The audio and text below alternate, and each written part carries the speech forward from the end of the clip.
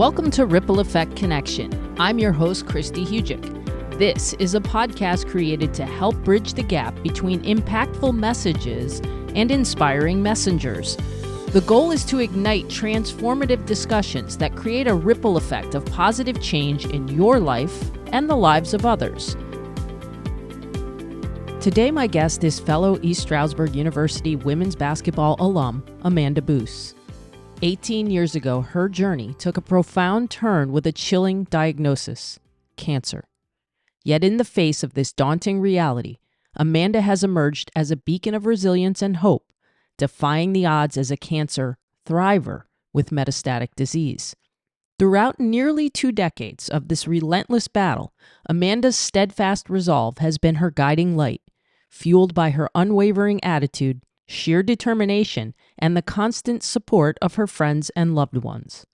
But her story isn't just about survival. It's about the transformative power of giving back.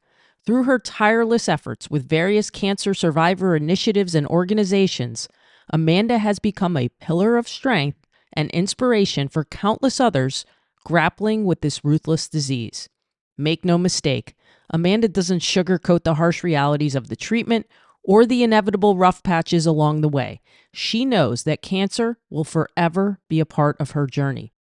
But what truly sets her apart is her refusal to be defined by her diagnosis. Instead, she chooses to live life on her terms, embracing each day with a smile and with a warrior spirit that knows no bounds. Prepare to be moved. This woman inspires me every single day. We're going to dive into the heart of her journey, a testament to the indomitable human spirit and the power of resilience. Without further ado, here is my conversation with Amanda Boose. To my fellow warrior, here we are. Amanda, you're finally on the podcast. I'm so glad you're here. Thanks for joining. Yes, thanks so much for having me. So I wanted to share your story because you are such a source of, inspiration for all of us. And I know everything you've gone through has been, it's beyond words, everything that you've endured and everything you continue to persevere through. And I think your words can be inspirational for others. So I thought it was important to share your story. So if you don't mind starting with kind of the beginning about your story, how you found out that you had your cancer and kind of what your why is now as you deal with this. Right, yeah. So I was 28 at the time. It was back in 2006. And my fiance and I had just bought a house here in Hellertown. And we were, talking about how we're going to decorate things here and there. We have a daughter and she was having a hard time adjusting to the new house. So what I would do is I would, kind of sit in her bedroom at night with her until she fell asleep. And then once she was asleep, I'd go out and watch some TV, catch up on the sports for the day, and just, kind of go about my business. However, one night it was a May afternoon and it was pretty warm out. So I had a little tank top on and kind of just fooling around. So I'm laying on the floor. Mark, my fiance, was sitting sitting on the floor as well. And I just kind of grab my boobs and be like, "Hey, baby," just kind of being funny. And I felt this lump on my breast. It was kind of felt like a little grape was underneath my skin. So I said, "Oh, that doesn't feel right." So I said, "Mark, feel this." And he was all for it. And he's just reached out full hand and said, "Yeah, I'll feel it, baby." So he was like, "Yeah, I feel it." And so I'm just all right, well, what do I do? So it was 8:00 at night, and my mom, who lived probably 3 blocks away, her neighbor across the street is a longtime breast cancer survivor. So I called her and I said, "Hey, can you come down to my house for a minute?" Because I knew, you know what I mean? You know nothing, you are taught breast self-exams, but until you actually feel something, they have the little preforms and that kind of stuff, but it's totally different, you know what I mean? And for me, I didn't do the breast self-exams every month because I was 28 at the time. I was you know what I mean? I don't think I could get cancer. And so my mom's neighbor came down and I had her feel it. And she's just "You better call your doctor tomorrow morning." And so morning came and I called and I said, hey, I felt this lump. And she said, all right, well, come right in. So I went right into her office and she felt it as well. And then she set me up for a biopsy. To make a long story short, about a week later, I get a phone call from the doctor saying that I had, like it was confirmed that I had cancer. So come to his office and, we'll figure things out. So I got my mom, I got my sister, and I got Mark, my fiance at the time, and we all went to the doctor's office.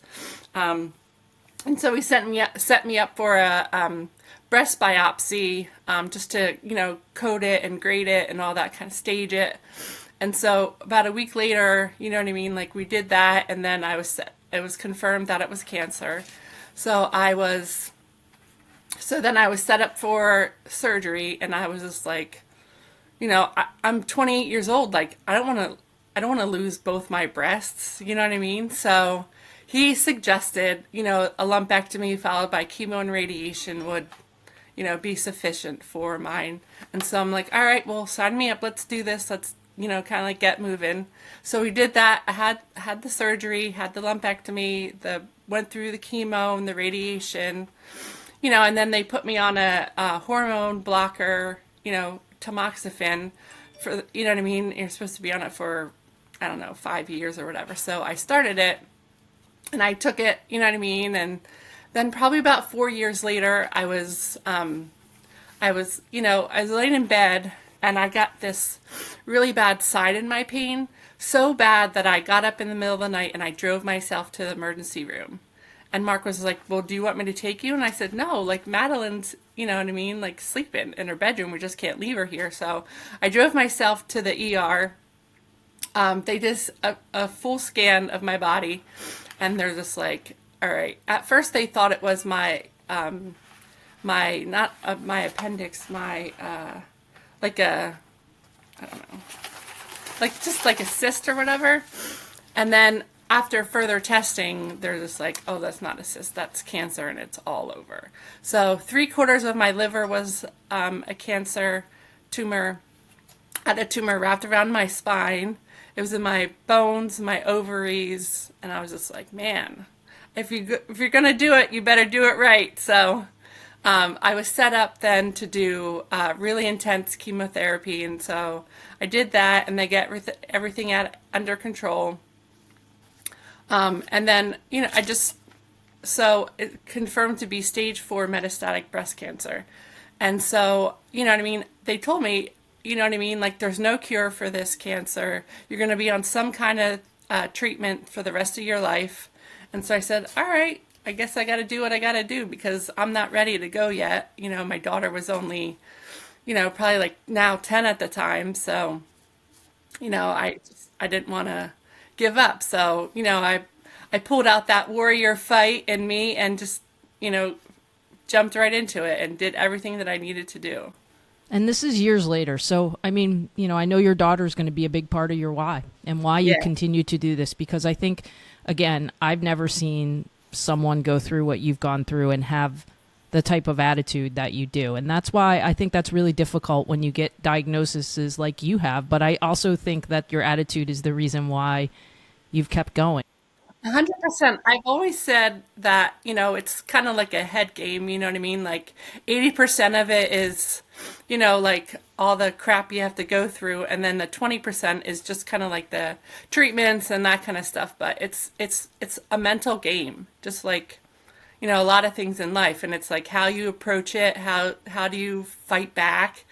And I've just, for some reason, sometimes I sit back and just like, how am I doing this? You know what I mean? Because it's a lot emotionally, like, and I see like what my family has to go through. You know what I mean? Like me, I'm fine. Like, tell me what I need to do and I'm going to do it. But, like my poor daughter, Madeline, you know what I mean? Like I said, she's been dealing with this since 5 years old, and she, probably afraid to death that she's going to lose her mom.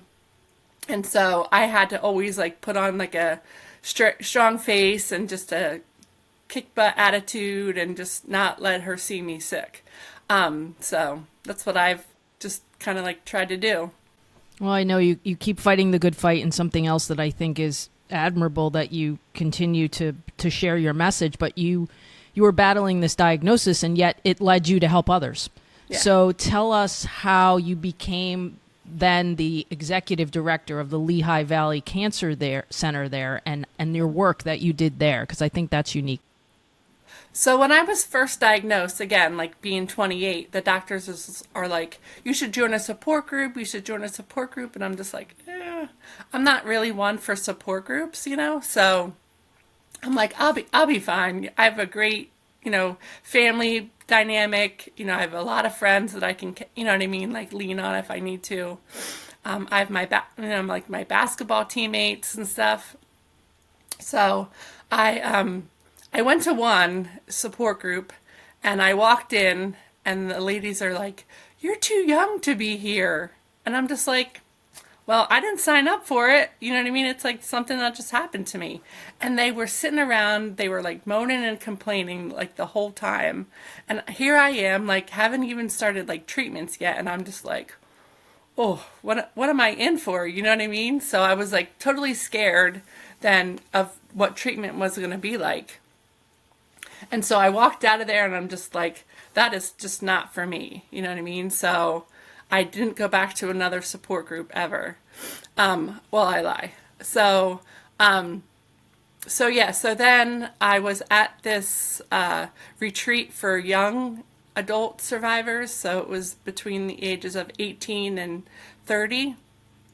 And it was a group I had to travel down to Philly for. And, it was all, my age women, and we talked about, like how our kids were dealing with this, what strategies are you using to help your child cope? And we did fun things. We went into a bar and, like hung out for happy hour, and we didn't really talk about cancer.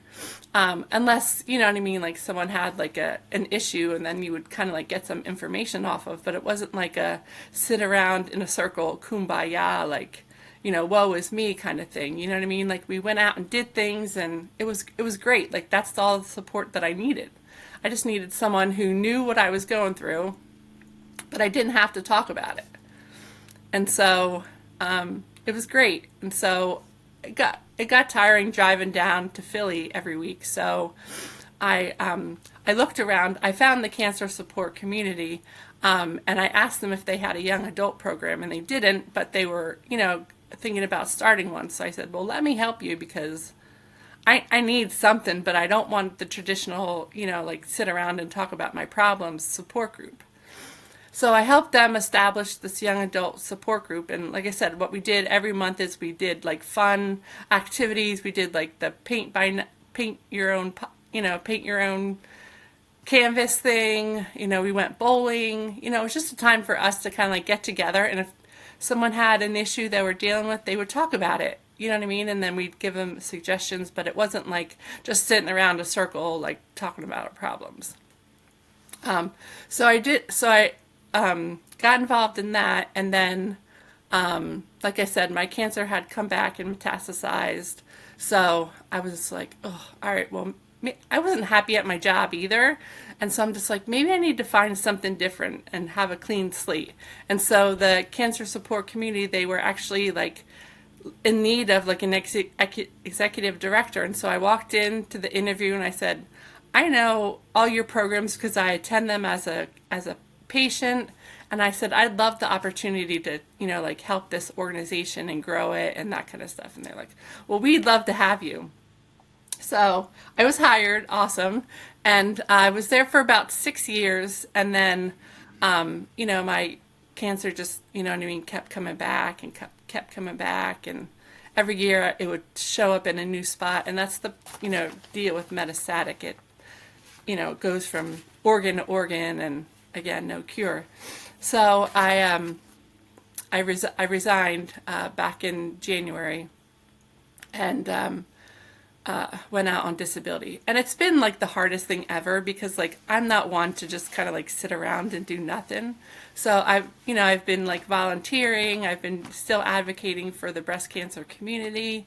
So it's been bittersweet, but I mean, I definitely miss it, but I know my body needs the rest. So yeah, and it takes just as much effort to understand and recognize that you need to take time for yourself and you need to do these things as it does to take care of others. And here you are at a day-to-day job that, yeah, you're not out of that world, right? You're still staying in that. So that can be tough and trying too, but you were able to give yourself to others, to help others.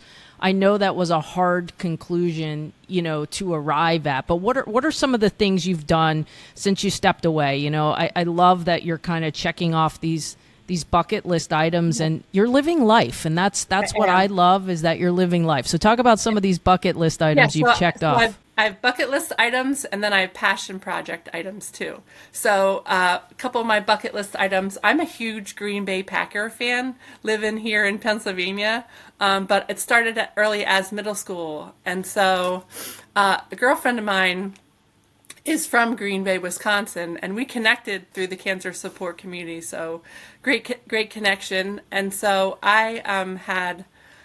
So she had reached out to the Green Bay Packers and said, hey, my friend, this is her story, blah, blah, blah. So they sent me this care package of like Packers hats and gloves and, that kind of stuff. And I said, where are the tickets? And I posted on Facebook. And so a couple other friends chimed in and helped me make that happen. So it was such a great experience. Local family here in the Hellertown area. They're pretty well off, and they have a private plane. So I got to fly out in a private plane to Green Bay, and it was awesome because as we were coming into the Green Bay airport, there's Lambeau Field. And it was just kind of like, oh my gosh, is this really happening? And so, we landed and, we kind of hung out at my friend's house that flew us. He lives in the little housing development right by the field, and so I was in my bedroom and I was looking out the window and there's Lambeau Field, and I'm just like, oh my God, somebody pinch me because I don't know if this is really happening or not. But it was such a great experience. Not only getting to know someone new and who was so generous of kind of like flying me out there and letting me stay at his house, but to just kind of like really welcome me, because then we went and had dinner with his family and made sure, we got to our seats all right at the game. We got sideline passes, thanks to you, Christy. So I appreciate that. Yeah, thanks to our friends at Sirius XM, too, for making that happen when they heard your story. So yeah. So it was such a great experience. So that was my number one overall bucket list trip. Second, I've been a Florida State Seminole fan for like probably middle school as well, too. And so I got a trip down to Tallahassee, and so I toured the campus, and then my tour guide was super awesome, nice. We kind of like clicked right away, and he was inspired by my story as well too. And so he said, well, if you want to get back down for a football game, he said, let me know and I'll get you the tickets. So I found a girlfriend to go down to Florida State with me to be a fan for the day, and we got, again, like sideline passes and just, to sit in Seminole Stadium and do the tomahawk chalk if you're a FSU fan. It's such an amazing experience. So two of my biggest bucket list items are those two. Couple other ones, seeing Garth Brooks in Nashville.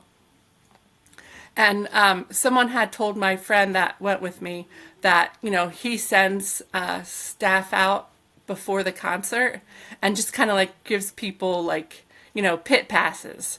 So I was sitting there and I was like watching this guy and I'm just like, that's him, that's the guy. So I, kind of like stood up, made my way over to where he was at, and I'm just kind of like, hey, I'm a cancer survivor, blah, blah, blah. And he's like, here, go enjoy the concert down front. And so I was like, Garth Brooks could have spit on me if he could, you know what I mean? Like if he tried, because I was that close, and it was just amazing experience because I'm a big, like Nashville country fan. So that again, and then some other little things like, up next I want to do a cruise. I haven't done a cruise in my life, so I'm going to try that out. And then just, like travel here and there and just, go out and live life because you never know when it's going to happen. So Right. And I think again, like that's the thing. You're going out, you're living life, you're doing things to its fullest. You've beat this thing so many times. Yeah. What have you learned about cancer and yourself during this journey? That it's just as stubborn as me. I love that. My mom will attest to how stubborn I am. And, this cancer, like I said, like we think we have it under control, and then it pops up in another area, and it's just kind of like, oh man, it's like a punch in the gut. And I'm just kind of like, oh, how do I keep fighting? And I ask myself that all the time because it's so hard. You know what I mean? Because you think you're doing all the right things, eating healthy, exercising, getting extra nutrients in your body. And then, like, bam, like, it's just like, it's not letting up. But then again, that's me. Like, I don't give up. So it really wants to fight. So, and I'm like, all right, bring it on. And that's why you're still here, and, Yeah. and your mind and your mindset has a lot to do with it. Yeah.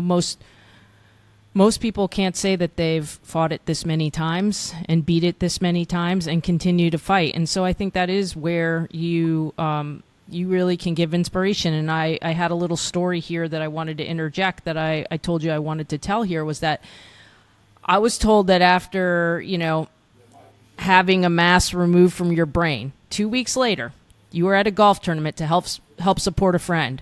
And this Yeah. has happened multiple times. So how did you do this? Like, how do you keep doing that and are able to turn this and redirect it to helping someone else?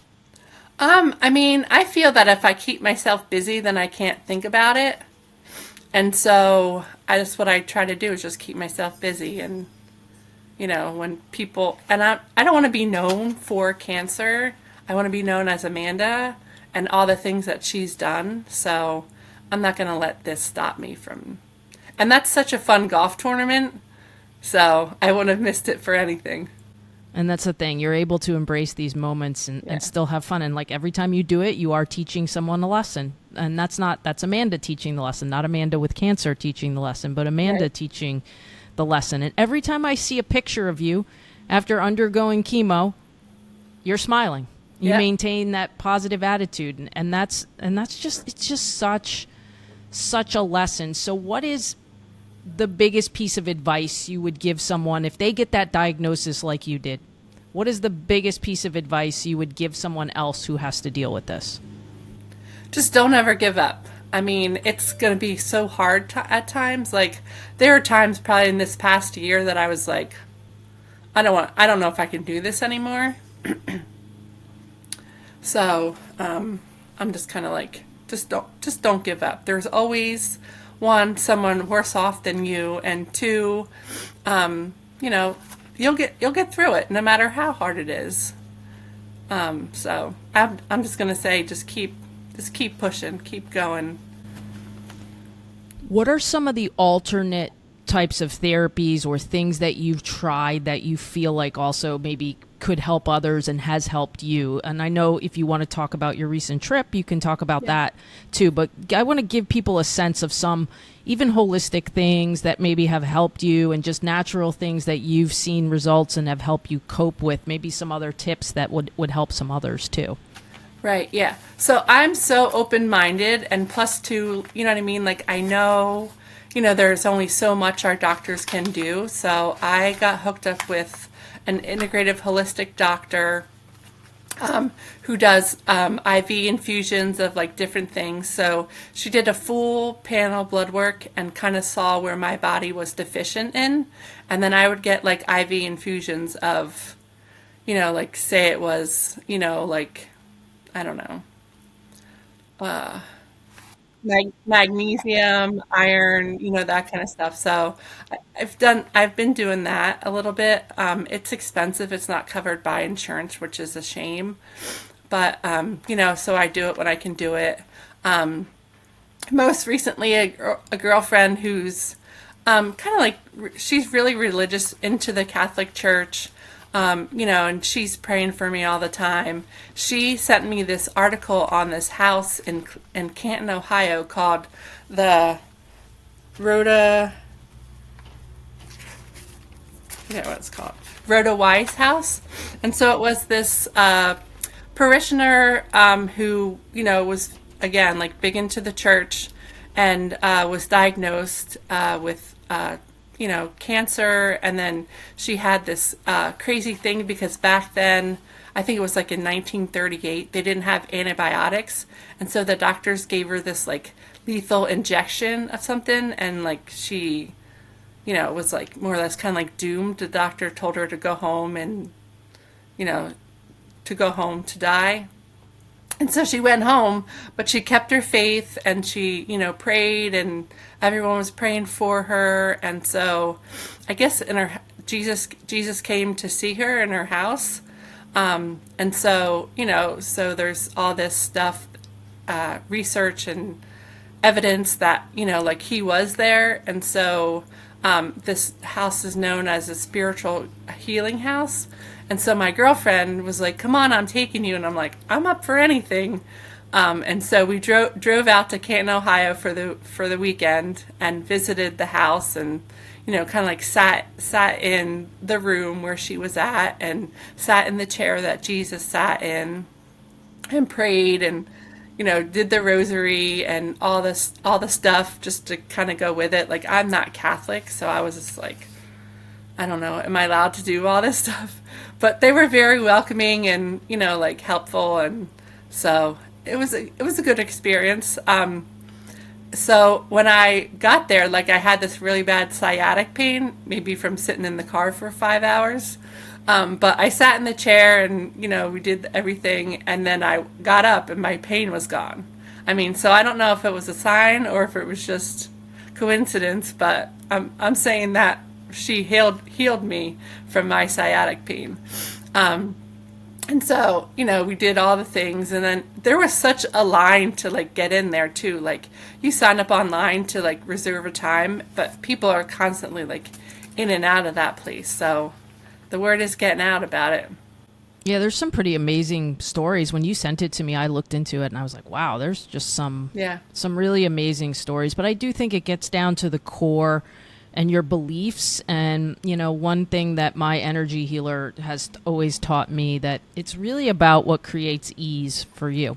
Right. And so whatever you believe, if it creates ease, that's good. If you believe that's working, if you believe there's something to that, it can manifest into results. So that's why I think like the mental side of this and being acceptance and not defeatist and just always finding something to have hope in. And I think you do everything right when it comes to, and I don't want to say right because there's no judgment in this. There's no right or wrong. Everybody dealing with it is different. I just think that the way you approach things helps your healing, and I think it's going to help others. I too, being on the functional medicine side of things, wish that some of the things we do in functional medicine were more affordable and more accessible to people, because I do think there's a lot to that. So is there anything else you want to leave people with before we get into how to connect with you and any causes they can donate to you? Is there anything else you want to leave people with before we